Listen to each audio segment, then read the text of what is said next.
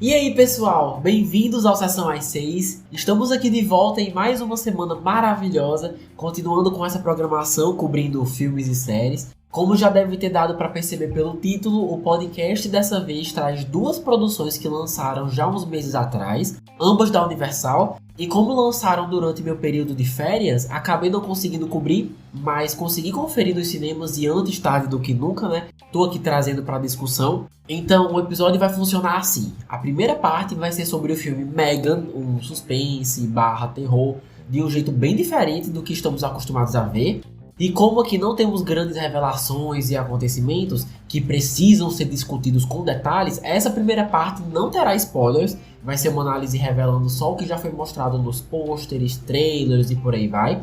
Já na segunda parte vai ser sobre o mais novo do diretor M. Night Shyamalan, Batem à Porta, e esse sim vou precisar trazer uns spoilers aí para poder aprofundar meus comentários, beleza? Então estão todos avisados, meu nome é Lucas Ribeiro e você está ouvindo Sessão às 6. Espero que gostem.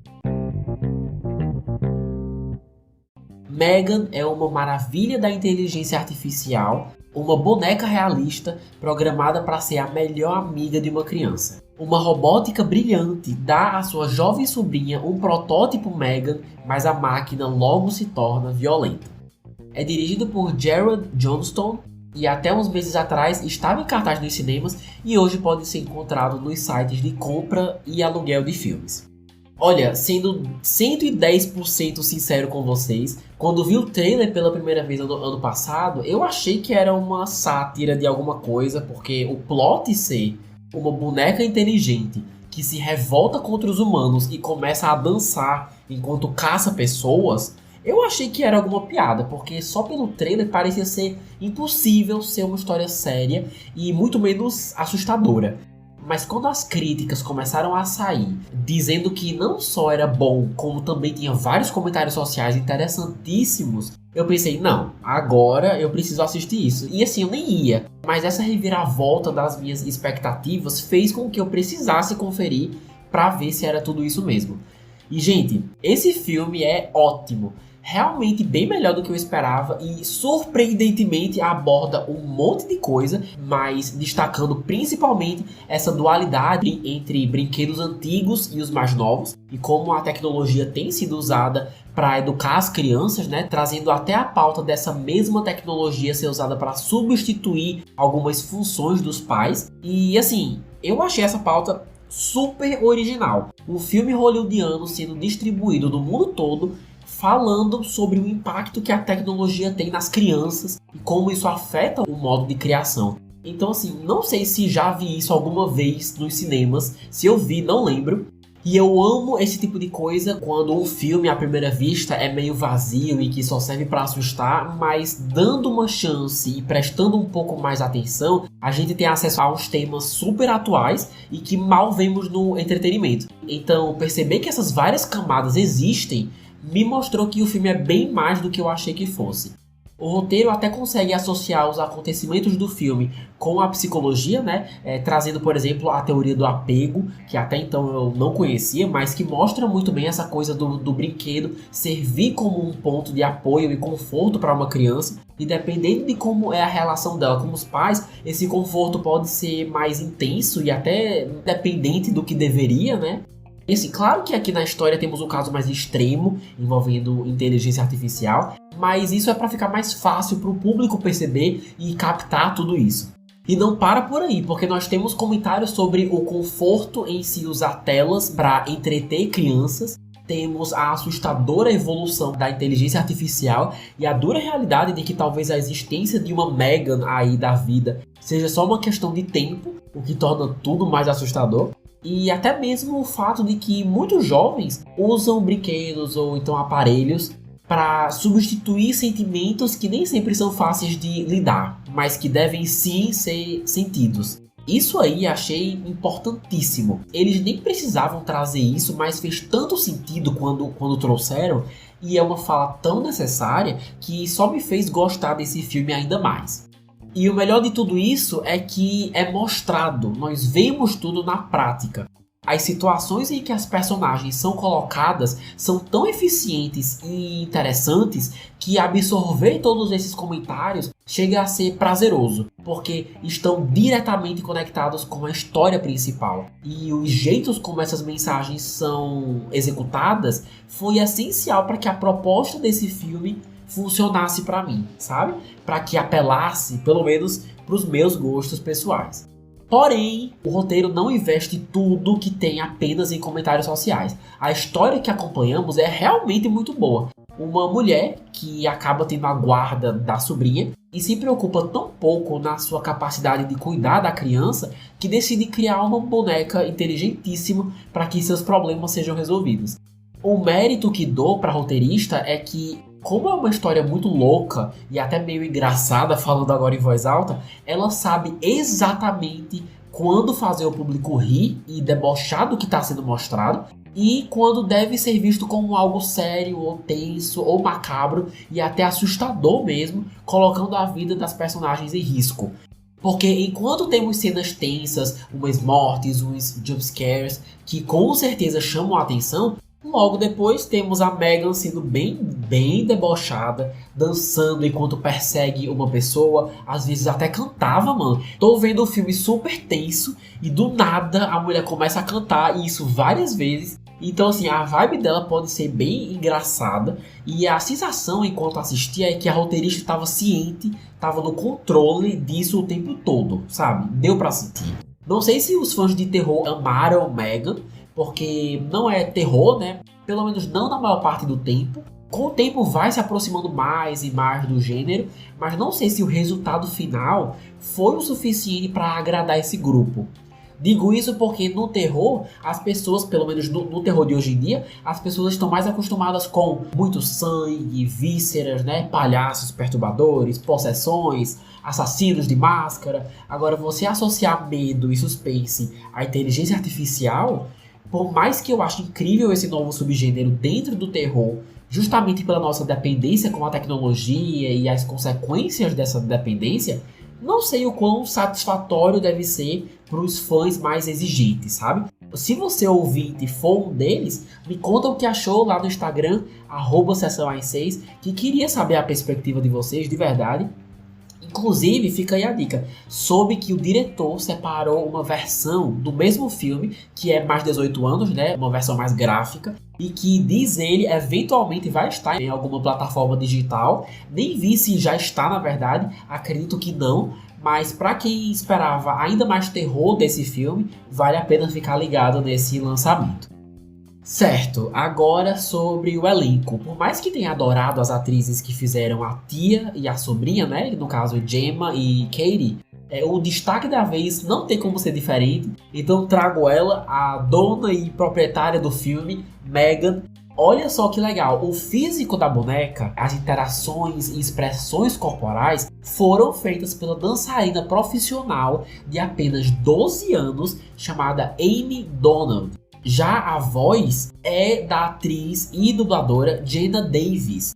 Essa combinação foi tão bem feita que temos um resultado muito impressionante. Independente se você gostou ou não do que assistiu, temos que concordar que os tons de deboche e perigo da voz da Jenna, somados com a incrível performance da Amy, né, que trouxe confiança e uma baita presença na história, dá um super combo, viu? Como resultado, temos uma boneca com uma inteligência artificial claramente psicopata, disposta a fazer de tudo para proteger a pessoa que está conectada, né? No caso, a sobrinha, a menina, usando de maneiras bem inteligentes o conhecimento e até o controle da internet. Tem uma moral bem interessante também, sem contar que é fisicamente perigosa.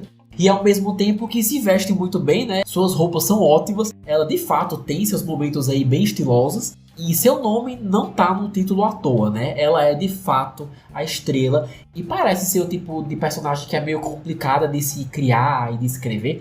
Mas conseguiram e ficou muito bem feito. Então, meus parabéns aí para as performances dessa dupla. E se a gente parar pra pensar, esse não é o único filme hollywoodiano sobre bonecas que vamos ter esse ano, né? O que eu acho bem engraçado. Em julho, junho ou julho, teremos Barbie. E apesar de ser uma vibe bem diferente, soube que também tá mirando para o público mais adulto, também com comentários sofisticados e uma história mais adulta. Então vamos esperar para ver, né? Tô bem curioso para assistir esse. Mas voltando para Megan, de acordo com a Wikipedia e o Box Office Mojo, o filme custou apenas 12 milhões de dólares para ser feito, o que para a indústria americana é super barato, e arrecadou mundialmente mais de 176 milhões de dólares, o que é excelente, né? Mostrando aquilo que comentei algumas semanas atrás, que o terror é um excelente exemplo de gênero que consegue entregar bastante com um orçamento bem reduzido. E ainda por cima atrair pessoas para o cinema, né? Isso numa realidade em que você pode só esperar tudo chegar no streaming, no conforto da sua casa. Então, com certeza pode sim ser considerado um sucesso. E já temos aí uma confirmação da própria Universal de que teremos em 2025 Megan 2.0, que é o nome da continuação.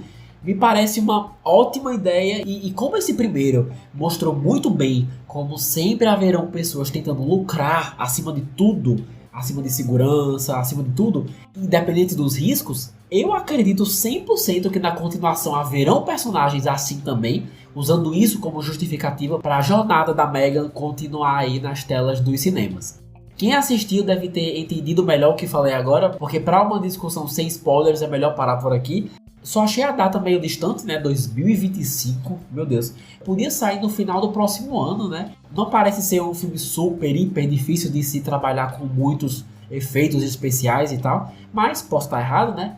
Enfim, o jeito é esperar. Olha, no geral, Megan foi uma grata surpresa, conquistando um espaço relativamente novo no terror com essa proposta da revolta das máquinas, de tecnologia versus humanidade. E assistir isso se desenvolver realmente me convenceu de que pode se tornar algo bem assustador. Megan, pra mim, é uma mistura de Chucky, de A Órfã e um pouco da Menina do Exorcista, né? Só que uma versão um pouco mais leve. E assim, realmente fiquei curioso para conferir a continuação. Espero que chegue o quanto antes. Com certeza veremos pessoas fantasiadas de Megan no Halloween desse ano. E é um sucesso merecido. É divertido, abre espaço para temas bem modernos e importantes, com atuações e efeitos práticos e especiais. Então assim, nota 10 e recomendo aí para quem ainda não tiver conferido. E essa foi minha análise do filme sem spoilers, encerrando também a primeira parte do podcast. Agora vamos começar a segunda parte sobre o filme Batem a Porta ou Knock at the Cabin, com spoilers, tá bom? Bora lá!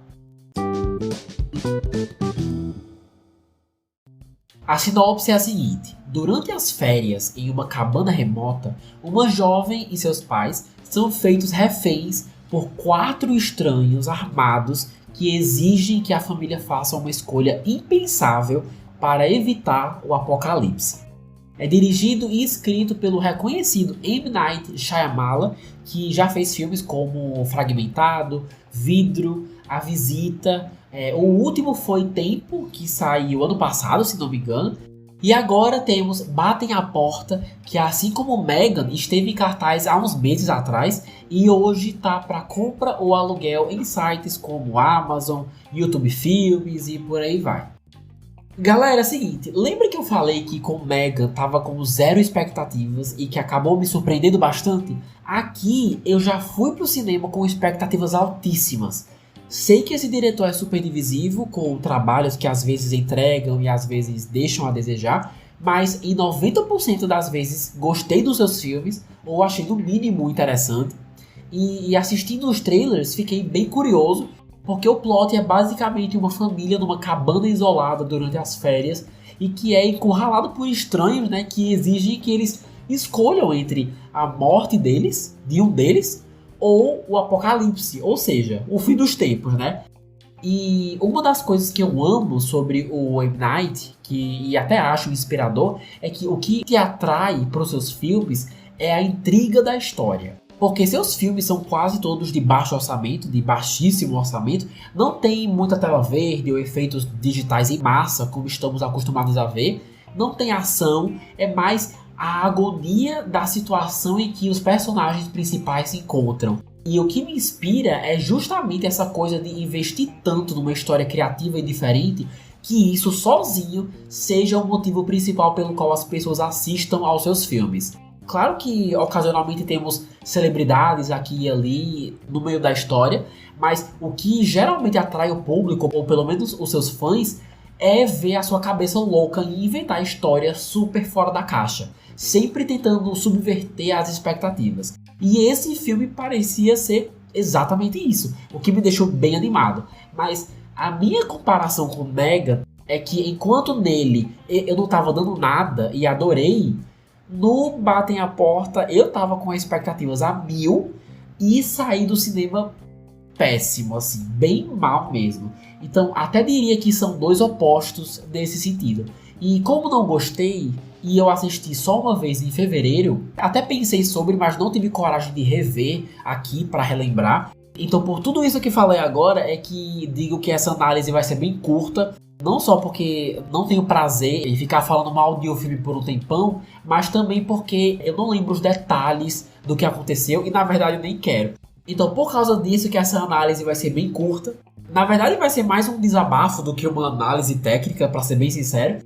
Sei que muita gente gostou do filme, então se você escutando faz parte desse grupo, manda mensagem lá no @sessão6, porque juro que tentei, mas não deu. Para argumentar melhor, a gente segue com o roteiro, que foi meu principal problema. Tive umas questões aí que me frustraram bastante, e a maior delas é que não houve uma reviravolta. Outra coisa que eu amo nos filmes do M. Night é que sua assinatura clássica é ter no final uma reviravolta, um plot twist, alguma surpresa que dificilmente as pessoas vão conseguir prever, uma informação que pega todo mundo de surpresa e que afeta diretamente a nossa perspectiva da história. Inclusive, são geralmente nesses momentos que geram tantas opiniões diferentes entre os fãs. Alguns amam suas reviravoltas e outros acham super sem noção e nada a ver com a história. Pra mim, as reviravoltas são a melhor parte, e com um filme tão misterioso quanto esse, que com o passar do tempo não revelava quase nada, eu só ficava mais e mais curioso para saber o que poderia ser. E gente, não era nada. No fim a gente tem uma noção maior de qual seria a decisão certa, mas não tem reviravolta, mano. Ah, mas a surpresa é que os estranhos estavam falando a verdade e era tudo real. Mas isso não foi uma surpresa, a questão é essa. Isso não foi uma surpresa, foi a concretização de uma possibilidade. Uma possibilidade, aliás, que eles faziam questão de relembrar o filme inteiro. O legal de subverter expectativas é que, mesmo que a história deixe claro que só tem duas opções a serem escolhidas, cabe ao roteiro impressionar com uma solução diferente do esperado.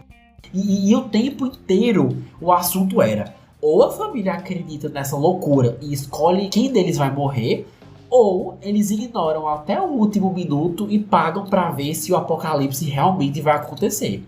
E só o que eles nos dão no final é a decisão de que, de fato, alguém da família tinha que morrer e que tudo era verdade. Mas decidir logo nesse filme tão misterioso, com tantos enigmas, não ter uma terceira opção ou não subverter as expectativas foi muito frustrante, porque quem tá vendo já espera que seja uma coisa ou outra, porque os próprios personagens te lembram que essas são as opções, e no fim das contas foi uma das opções, e foi isso sem nada mais elaborado, sem explorar nada, sem responder nada, sem dar mais contextos, e como resultado fica muita coisa jogada. Por exemplo, como que a gente não soube mais sobre essas visões que 4 estranhos que nunca se viram antes tiveram sobre a mesma cabana e sobre a mesma coisa?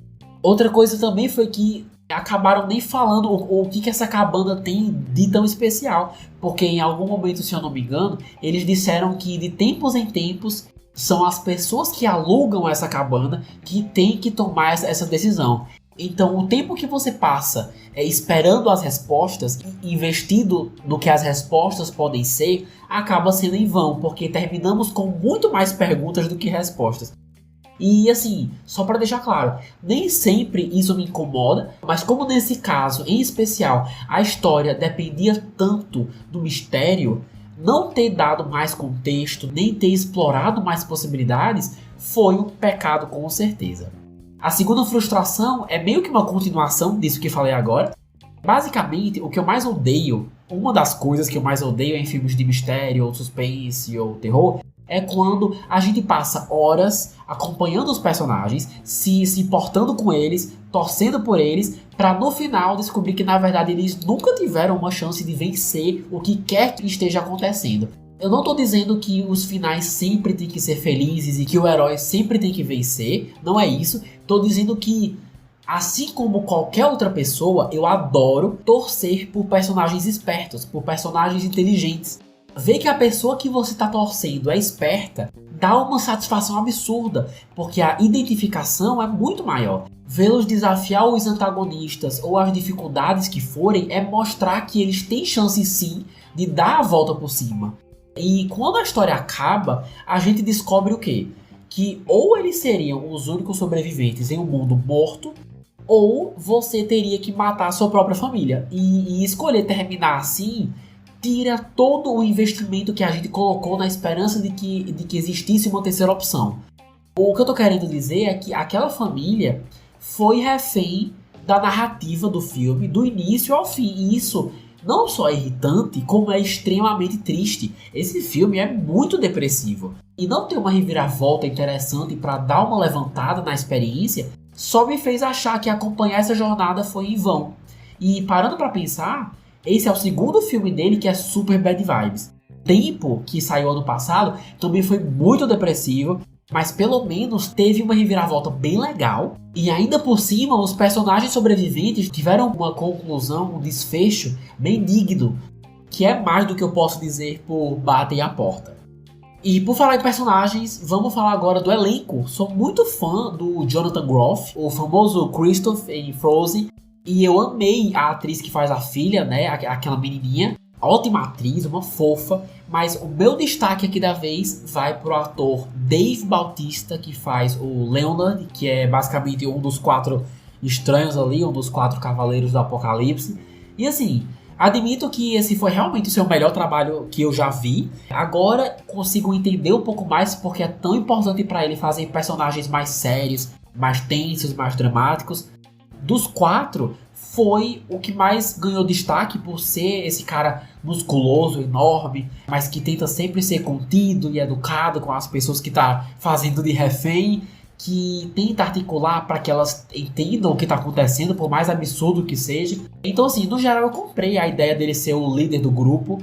Então se realmente ele estiver falando sério, quando dá a entender que não tem mais interesse em interpretar o Drax nos Guardiões da Galáxia na Marvel, eu vou entender.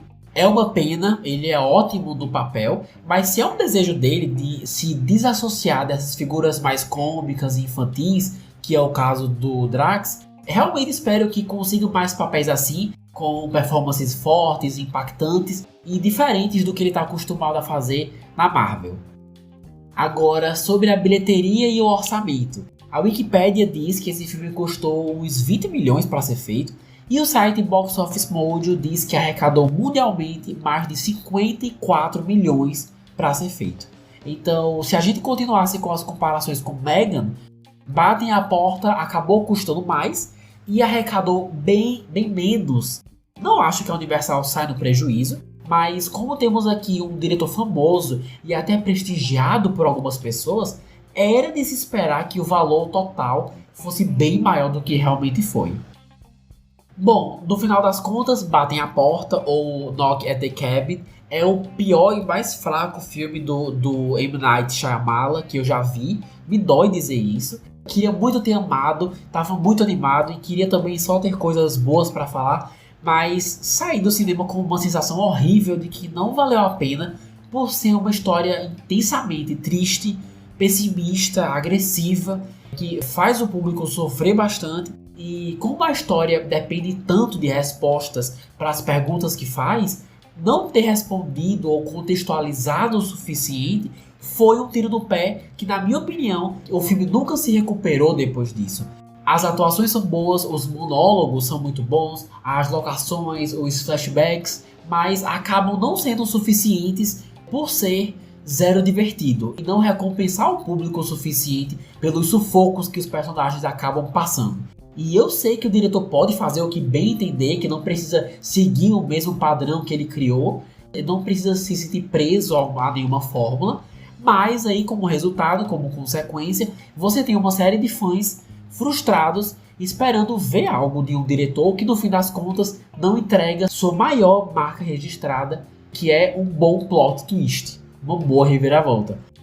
Mas assim, vou continuar vendo seus filmes, sei que ele já está produzindo o próximo, mas fico na esperança de que daqui pra frente só melhore. E assim vamos chegando ao final do podcast dessa semana. E eu queria saber de vocês agora que já viram. Concordam com as minhas impressões? Ou gostaram do que assistiram? Eu sei que bastante gente gostou e tá tudo bem. Então se quiserem trocar uma ideia lá no Instagram, que é @sessão6, vou adorar ler os comentários de vocês e bater um papo. Pra quem escutou até aqui, muitíssimo obrigado. Se puderem, por favor, compartilhem essa edição para quem gostou de Megan. Ou então curte os filmes do M. Night, que já ajuda demais, sério. Vou ficando por aqui, semana que vem nos encontramos mais uma vez, se Deus quiser. Um beijo enorme e até mais.